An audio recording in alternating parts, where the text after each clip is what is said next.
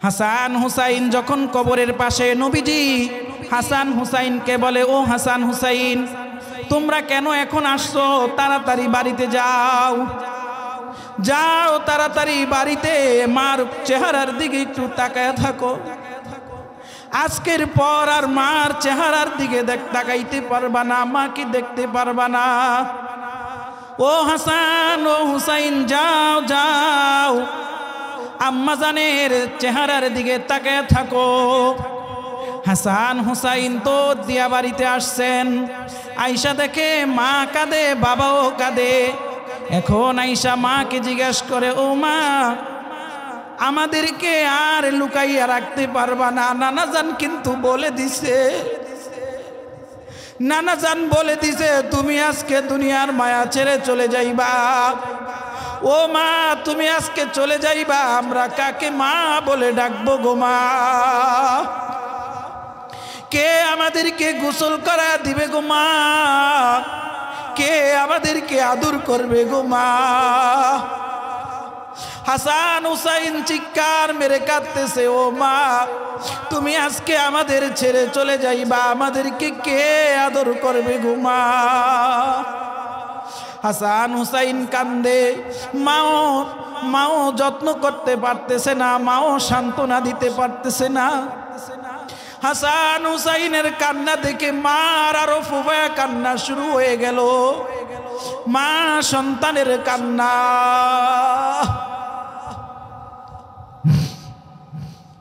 হাসান হুসাইন কাঁদতেছে, মা গো, ও আমার প্রাণের মা, তোমাকে ছাড়া কিভাবে বাঁচবো গো মা? কে আদর করবে গো মা? কে যত্ন করবে গো মা? কে আমাদের জন্য রুটি বানাইবে? কে আমাদের কাপড় চোপড় ধুইবে? মা, তুমি দুনিয়া ছেড়ে চলে যাইবা। হযরত ফাতেমা রাদিয়াল্লাহু তাআলা আনহার অসুস্থতা আস্তে আস্তে বেড়ে যাইতেছে। অসুস্থতা বেড়ে গেছে, আর দাঁড়ায় থাকতে পারে না, বিছানার মধ্যে শায়িত হয়ে গেছেন, শুয়ে পড়ছেন। আম্মাজান ফাতেমা শোয়ার পর হযরত হাসানকে ডেকে বলে, ও হাসান, তোমার আব্বাজানকে একটু ডাকো, আমার কথা আছে, একটু কথা বলবো। হযরত আলী রাদিয়াল্লাহু তাআলা আনহু আয়েশা প্রাণ প্রিয় স্ত্রীর পাশে বসলেন, বসে বলতেছে, ও ফাতেমা, কি বলবা বলো। হযরতে ফাতেমা বলে, ও আলী, প্রাণের স্বামী আমার, যেহেতু ইফতার করব আব্বার কাছে জান্নাতের দস্তরখানায়, আর মনে হয় বেশিক্ষণ থাকবো না। মৃত্যুর পূর্বে আপনার কাছে দুইটা আবদার রেখে যাই। আমার দুইটা আবদার, এক নম্বর হলো, আমি যখন মৃত্যুবরণ করব, আমার জানাজা বেশিক্ষণ বিলম্বিত করবেন না, দেরি করবেন না। আমার জানাজা বেশিক্ষণ দেরি করবেন না, আমাকে তাড়াতাড়ি করে দাফন করবেন, কাউকে খবর দিবেন না। হযরত আলী বলেন, ও ফাতেমা, তুমি এটা কি বলো? তুমি এটা কি বলো? তোমার মৃত্যুর খবর পেয়ে হাজারো সাহাবায়ে কেরাম, হাজারো মানুষ আসবে তোমার জানাজা দিতে। তুমি যদি এই আদেশ দাও, এটা আমি কিভাবে রাখবো? ফাতেমা বলে, প্রাণের স্বামী আমার, যদি আমার জানাজায় হাজার হাজার লোক আসে, সাহাবীরাও আসে, অনেক মানুষ আসে, আমি মৃত্যুর পর যখন আমাকে কাফন দেওয়া হবে, আমি কতটুকু লম্বা ছিলাম, কতটুকু বেটে ছিলাম, আমি কি সাইজ আমার ছিল, আমি কেমন ছিলাম, যদি অন্য পুরুষদের চোখে আমার নজর পড়ে যায়, আর এই জন্যই যদি আমার কিয়ামতের দিন আমার নবী, আমার আব্বাজান আল্লাহর কাছে শর্মিন্দা হয়, শরম পায়, তাহলে আমি কি উপায় করব? চিল্লা কন্না আল্লাহু আকবার। ও পর্দার আড়ালের মা, ও বোন, ভালো করে শুনো, ভালো করে শুনো। হযরতে ফাতেমা রাদিয়াল্লাহু তাআলা আনহার জিন্দেগিটা একটু পড়ো। কি পরিমাণ পর্দার ইহতিমাম করতেন, কি পরিমাণ পর্দার গুরুত্ব ছিল, যে আমার লাশটা যদি কেউ দেখে তাও যদি আমার পর্দার বরখেলাপ হয়ে যায়, কিয়ামতের ময়দানে আমার আব্বা জান যদি আল্লাহর কাছে শর্মিন্দা হয়, ও স্বামী আমার এই জন্য কাউকে খবর দিবেন না। নবীজি সাহাবাই কেরামদেরকে বলতেছে, ও সাহাবীরা রে, এই কবর এমন একটা ঘর, এমন একটা ঘর, এই কবরের জিন্দেগি যার জন্য সহজ হবে, এই কবরের পরীক্ষায় যে ভালো রেজাল্ট করতে পারবে, এই কবরের প্রথম ঘাটিতে যে 3টা সওয়ালের সঠিকভাবে জবাব দিতে পারবে, আল্লাহ পাক রব্বুল আলামিন তার জন্য চিরস্থায়ী জান্নাত উপহার দিবে। চিল্লা কন্না সুবহানাল্লাহ। এই কবরের যদি সে পাশ করতে পারে, রেজাল্ট ভালো করতে পারে, তাহলে তার জন্য হবে জান্নাত। আর যে এই কবরের মধ্যে আটকে যাবে, ওই 3 সওয়ালের জবাব দিতে পারবে না। সওয়ালের উত্তর, সওয়াল শোনার পর উত্তর দিবে শুধু লাদিরি লাদিরি, কোনো উত্তর দিবে না। দুনিয়ার মধ্যে কোনো আমল করে না, নেকের আমল করে না, বদের আমল নিয়ে কবরে গেছে, ঈমান নিয়ে যাইতে পারে না। আল্লাহর পয়গম্বর সরকার বলেন, ও সাহাবীরা, ওই বান্দার জন্য কবরটা বড় ভয়ানক, বড় ভয়ানক। হাদিসের মধ্যে আসছে, কবর প্রতিদিন আমাকে ডাকে, প্রতিদিন আমাকে ডাকে। কি বলে ডাকে? কবর বলে, আনা বাইতুল ওয়াহদা, ও দুনিয়ার মানুষ, আমি কিন্তু একাকী ঘর, আমি একাকী ঘর। আমার কাছে মাকে পাইবা না, বাবাকে পাইবা না, আমার কাছে বন্ধুকে পাইবা না, বান্ধবকেও পাইবা না। ও দুনিয়ার মানুষ, আমার কাছে ছেলেকে পাইবা না, মেয়েকেও পাইবা না। আমার কাছে দুনিয়ার মধ্যে যেই বন্ধু বান্ধব নিয়ে ঘুরছ, বন্ধু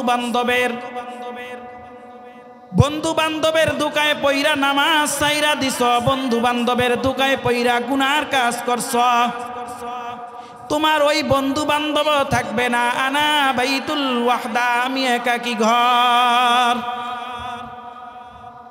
কবর প্রতিদিন ডাক দিয়া বলে, আনা বাইতুদ দূর, আমি পোকা মাকড়ের ঘর। ও দুনিয়ার মানুষ, আমার কাছে আসার আগে একটু চিন্তা ভাবনা করিয়া আসিও, আমি পোকামাকড়ের ঘর। যদি ভালো আমল নিয়ে আসতে পারো, যদি নেকের আমল নিয়ে আসতে পারো, তাহলে তোমার জন্য আমি হব জান্নাতের ফরশ বিছানা। চিল্লা কোন সুবহানাল্লাহ। আর যদি বদের আমল নিয়ে আমার কাছে আসো, আমি তোমার জন্য হব সাপ বিচ্ছুর গর্ত। কবর প্রতিদিন আমাকে ডাক দিয়া বলে, আনা বাইতুজ জুলমা, আমি অন্ধকার ঘর। ও বান্দা, আমার ভিতরে কোনো বাতি নাই, আলো নাই, আলোর ব্যবস্থাও নাই। তুমি বান্দা না মায় বাতি বন্ধ করে দিলে চিল্লাইতা, আম্মু বাতি বন্ধ করছো কেন? আমার ভয় লাগে। ও কাকা, তুমি না ঘরে থাইকা বাতি বন্ধ করে দিলে স্ত্রীকে বলতা, তুমি কেন বাতি বন্ধ করলা? আমার ভয় লাগে। হায় হায়, রাস্তা দিয়া হাইটা যাওয়ার সময় অন্ধকারে কিছু দেখা যায় না, ভয় ভয় লাগে, একা একা লাগে।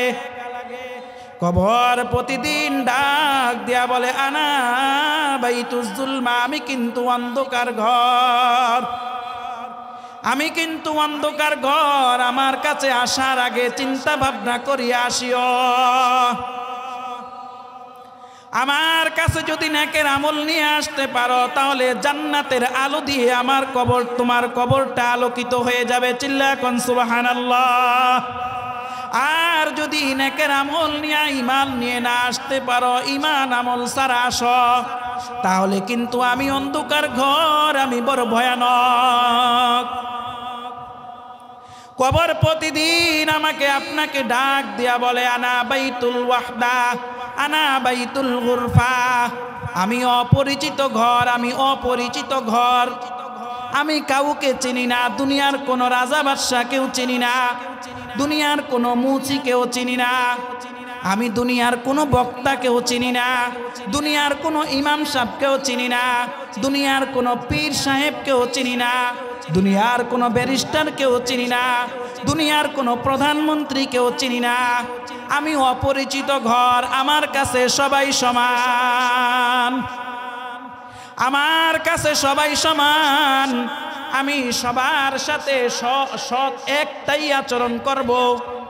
যদি আমার কাছে ঈমান আর আমল নিয়ে আসতে পারো, আমি তোমাকে চিনি, আমি তোমার সাথে ভালো ব্যবহার করব। আর যদি তুমি ঈমান আমল ছাড়া আসো, তাহলে আমি তোমাকে চিনি না, তোমার উপর শাস্তি আমি প্রয়োগ করব। আল্লাহ রাসূল সাল্লাল্লাহু আলাইহি ওয়াসাল্লাম বলেন, ও সাহাবীরা, কবর আমাদেরকে এভাবে প্রতিদিন ডাকতে থাকে, প্রতিদিন ডাকতে থাকে। কবর বড় ভয়ানক জায়গা, কবর বড় ভয়ানক জায়গা, কবর বড় ভয়ানক জায়গা। একটু চিন্তা করে দেখেন, কবরের জিন্দেগির কি সামানা উপার্জন করছেন, কি উপার্জন করছেন, কি কামাইছেন, একটু মাথাটা একটু বেরেন্টে খাটান।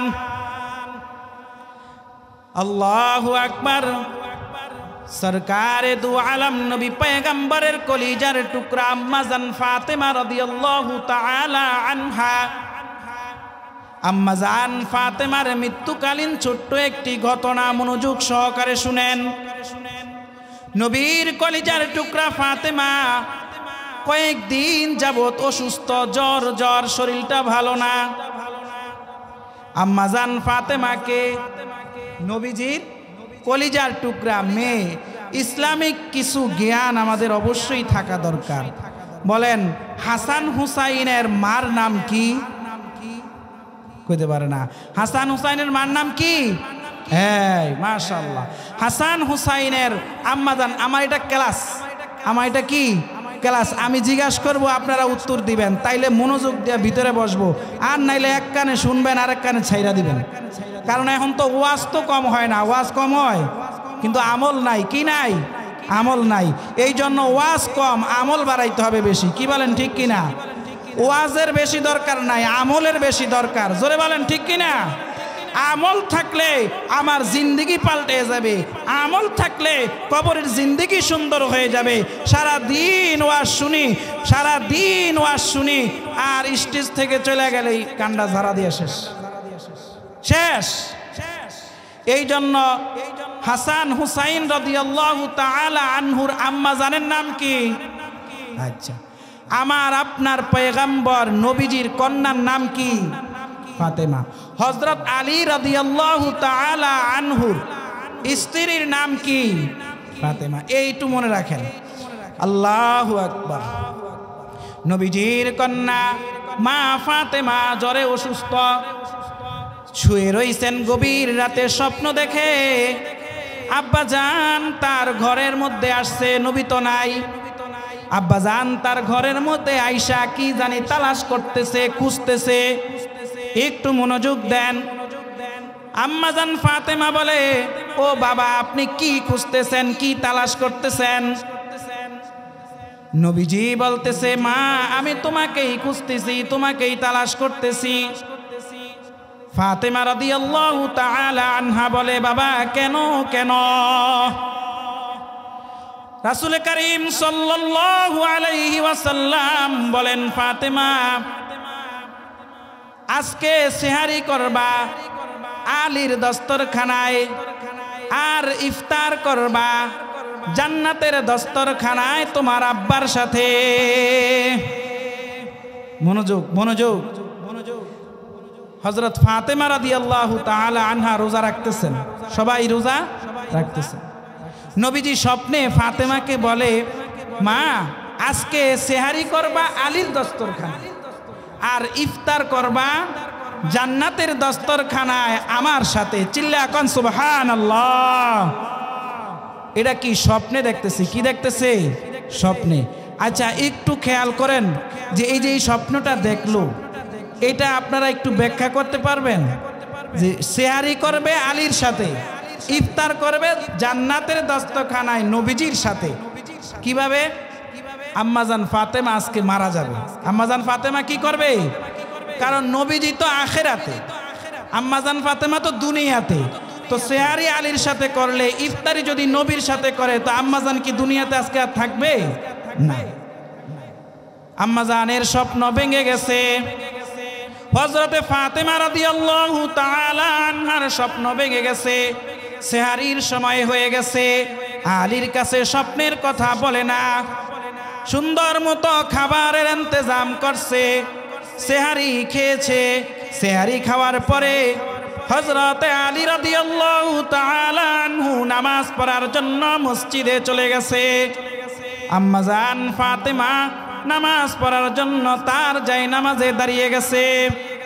হযরতে আলী রাদিয়াল্লাহু তাআলা আনহু নামাজ শেষ করে যখন ঘরে আসলেন, নামাজ শেষ করে ঘরে আসার পর দেখে হযরতে ফাতেমা আজকে জায়নামাজে নাই, জায়নামাজে নাই, মুসল্লায় নাই। নামাজ শেষে জায়নামাজ থেকে চলে গেছে।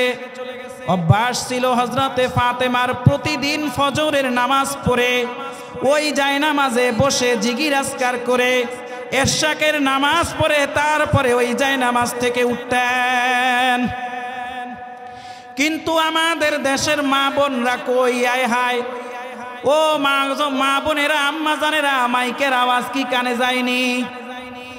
হযরতে ফাতেমা রাদিয়াল্লাহু তাআলা আনহার জীবনীটা একটু পড়েন না।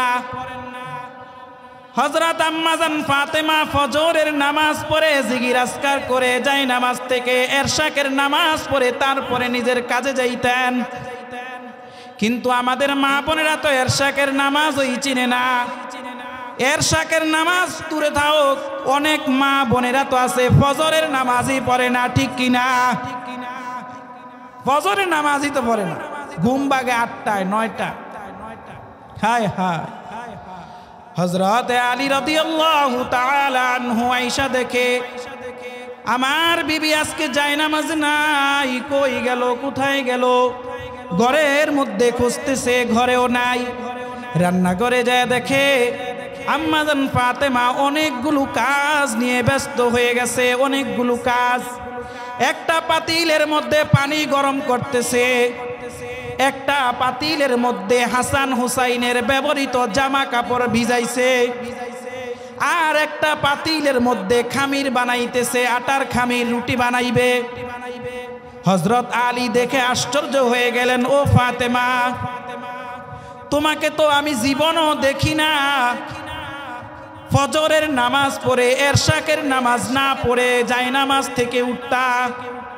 ও ফাতেমা, আজকে কেন ভিন্ন চিত্র? তুমি এতগুলো কাজ নিয়ে কেন ব্যস্ত হয়ে গেলা? ও ফাতেমা, আমাকে একটু বলো না, তোমার শরীরটাও তো কয়েকদিন যাবত ভালো না, জ্বর। শরীরটার মধ্যে কি? জ্বর, অসুস্থ। এই অসুস্থ শরীর নিয়ে তুমি কেন এতগুলো কাজ নিলা? আমাকে একটু বলো না।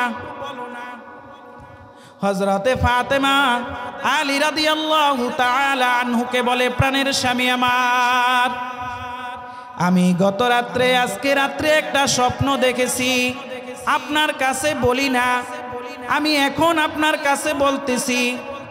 আমি স্বপ্নের মধ্যে দেখি আমার আব্বাজান ঘরের মধ্যে আইসা কি জানি খুঁজতেছে, তালাশ করতেছে। আমি আব্বাজানকে জিজ্ঞেস করলাম, বাবা কি খুঁজতেছেন? আমার আব্বা বলল, ও ফাতেমা, আজকে তুমি সেহারি করবা আলীর দস্তরখানায় আর ইফতার করবা জান্নাতের দস্তরখানায় আমার সাথে। বলেন 1500 বছর, 15-16 বছর, 1500 বছর পরে আইসা আমরা তো এই স্বপ্নের একটু ব্যাখ্যা বুঝে লাইছি, বুঝছি না? যে সেহারি করবে আলীর দস্তরখানায়, ইফতার করবে নবীজির সাথে জান্নাতের দস্তরখানায়, তার মানে ফাতেমা আজকে চলে যাবে। হযরতে আলী রাদিয়াল্লাহু তাআলা আনহুর বুঝতে বাকি নাই। হযরত আলী রাদিয়াল্লাহু তাআলা আনহু বাচ্চা মানুষের মতো ফুফায়া ফুফায়া কাঁদতে শুরু করলেন। ও ও ফাতেমা তুমি এটা কি বলো, আমার তো সহ্য হইতেছে না, আমি কি নিয়া থাকবো, কি নিয়া বাঁচবো, আমি কেমনি ধৈর্য ধারণ করব, ও ফাতেমা হাসান হুসাইনকে নিয়ে আমি কিভাবে থাকবো। হযরত আলী রাদিয়াল্লাহু তাআলা আনহু কান্না শুরু করে দিলেন, বাচ্চা মানুষের মতো কাঁদতেছে ফুফায়া ফুফায়া। ফাতেমা রাদিয়াল্লাহু তাআলা আনহু কান্না ধরে রাখতে পারেন না, চিৎকার করে কান্না শুরু করে দিলেন। স্বামী স্ত্রী দুজনই কাঁদতেছে, কে কার কান্না বন্ধ করবে। স্বামীও কাঁদতেছে, আমার বিবি আজকে চলে যাবে, নবীজির কলিজার টুকরা আজকে চলে যাবে। স্ত্রীও কাঁদতেছে, আমি আমার স্বামী আমার সন্তান ছেড়ে দুনিয়ার মায়া ছেড়ে চলে যাব। দুজন ফুফায়া ফুফায়া কান্না শুরু করে দিলেন। ছোট্ট ছোট্ট হাসান হুসাইন দৌড়ে ঘরের মধ্যে আসছে।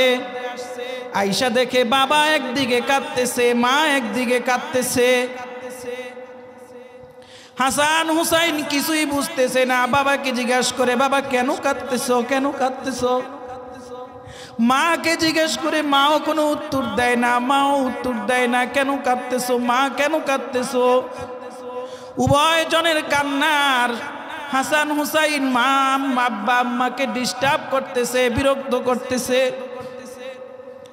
হযরতে ফাতেমা রাদিয়াল্লাহু তাআলা আনহু বলতেছে, ও হাসান হুসাইন আমাদেরকে তোমরা এখন ডিস্টার্ব করিও না, তোমার নানা জানের কবরের পাশে চলে যাও, নানা জানের কাছে চলে যাও, আমাদেরকে ডিস্টার্ব করিও না। হযরতে ফাতেমা রাদিয়াল্লাহু তাআলা আনহার অভ্যাস ছিল, যখনই হাসান হুসাইন দুষ্টামি করত, আম্মাজানকে ডিস্টার্ব করত, তখনই বলতো নানা জান ডাকে, নানা জানের কাছে চলে যাও। হাসান হুসাইন কবরের পাশে চলে যাইতো। আজকেও প্রতিদিনের ন্যায় মার কথার পর হাসান হুসাইন কবরের পাশে চলে গেলেন। নবীজির রওজার কাছে গিয়ে নবীজির রওজাকে জড়ায় ধইরা হাসান হুসাইন দুষ্টামি করতেছে আর নবীজির সাথে কথা বলতেছে। বলেন না আল্লাহু আকবার। হাসান হুসাইন নবীজির সাথে কথা বলে, আশেপাশে অনেকে কবর জিয়ারত করতেছে, কারো কোনো খবর নেই। আশেক মাশুকের আলাপ চলতেই আছে। হাসান হুসাইন যখন কবরের পাশে, নবীজি হাসান হুসাইনকে বলে, ও হাসান হুসাইন তোমরা কেন এখন আসছো, তাড়াতাড়ি বাড়িতে যাও, যাও তাড়াতাড়ি বাড়িতে, মার চেহারার দিকে একটু তাকায় থাকো। আজকের পর আর মার চেহারার দিকে তাকাইতে পারবা না, মাকে দেখতে পারবা না। ও হাসান ও হুসাইন যাও যাও, আম্মাজানের চেহারার দিকে তাকায় থাকো। হাসান হুসাইন তো দিয়া বাড়িতে আসছেন। আয়েশা দেখে মা কাঁদে, বাবাও কাঁদে। এখন আয়েশা মাকে জিজ্ঞেস করে, ও মা আমাদেরকে আর লুকাইয়া রাখতে পারবা না, নানাজান কিন্তু বলে দিছে, নানাজান বলে দিছে তুমি আজকে দুনিয়ার মায়া ছেড়ে চলে যাইবা। ও মা তুমি আজকে চলে যাইবা, আমরা কাকে মা বলে ডাকবো গো মা? কে আমাদেরকে গোসল করা দিবে গো মা? কে আমাদেরকে আদর করবে গো মা? হাসান হুসাইন চিৎকার মেরে কাঁদতেছে, ও মা তুমি আজকে আমাদের ছেড়ে চলে যাইবা, আমাদেরকে কে আদর করবে গো মা? হাসান হুসাইন কান্দে। মাও যত্ন করতে পারতেছে না, মাও সান্ত্বনা দিতে পারতেছে না। হাসান হুসাইনের কান্না দেখে মার আরো ফুফায়া কান্না শুরু হয়ে গেল। মা সন্তানের কান্না।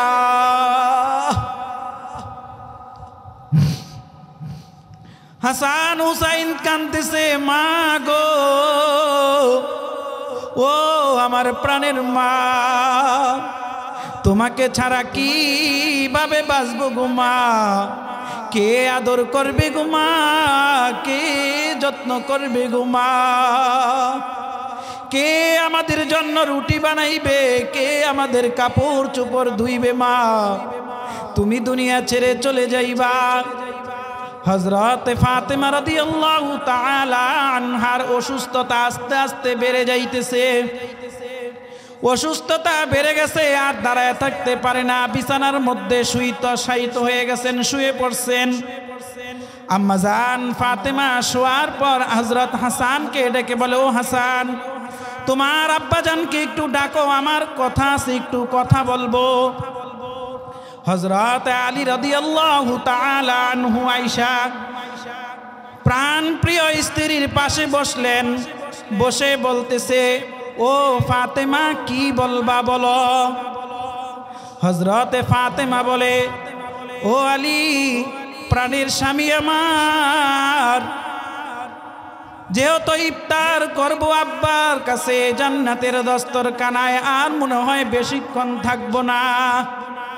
মৃত্যুর পূর্বে আপনার কাছে দুইটা আবদার রেখে যাই। আমার দুইটা আবদার, এক নম্বর হলো আমি যখন মৃত্যুবরণ করব, আমার জানাজা বেশিক্ষণ বিলম্বিত করবেন না, দেরি করবেন না। আমার জানাজা বেশিক্ষণ দেরি করবেন না, আমাকে তাড়াতাড়ি করে দাফন করবেন, কাউকে খবর দিবেন না।